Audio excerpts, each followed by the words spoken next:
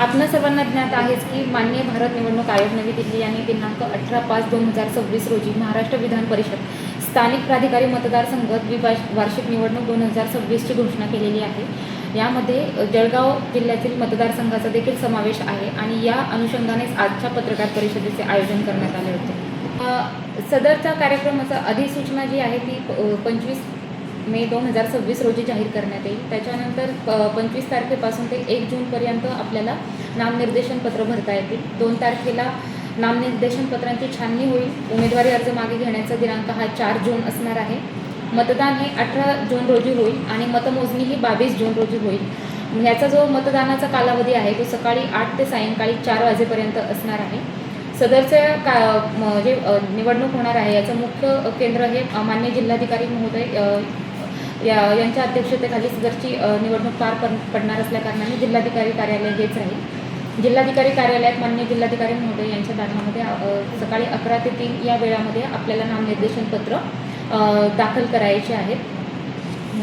यासाठी आपले जळगाव जिल्ह्यातील जेवढ्या महानगरपालिका आणि नगरपालिका, नगरपरिषदा, नगरपंचायत आहे त्यातील नगरसेवक यामध्ये निर्वाचित व स्वीकृत असे दोन्ही जे नगरसेवक आहेत हे सर्व मतदार म्हणून राहणार आहेत। याच्यासाठी मतदान केंद्र जे आहे ते मतदान केंद्र हे SDM लेवलवर असावे असे आयोगाच्या सूचना असल्याकारणाने आपल्या जिल्ह्यामध्ये एकूण 7 प्रांत कार्यालय असून या 7 प्रांत कार्यालयांच्या ठिकाणी आपले मतदान हे पार पडेल।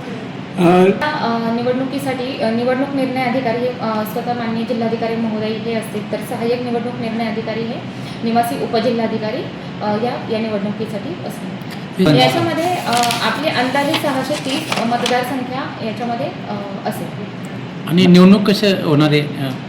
सदर निवडणूक ही मतपत्रिकेवर होणारी आणि प्रेफरन्शियल मतदान पद्धतीने होणारी मतदान असेल।